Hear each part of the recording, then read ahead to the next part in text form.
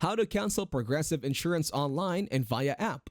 I am going to show you how you can easily cancel Progressive Insurance online and via app. First, open your Progressive account and make sure you are logged in. Depending on your insurance company, you may be able to cancel your policy by calling your insurer or agent.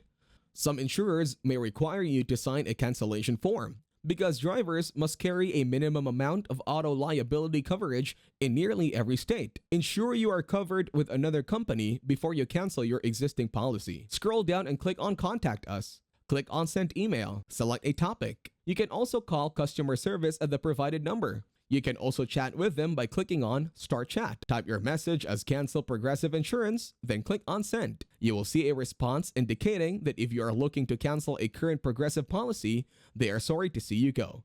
Please call them at this number to make that change.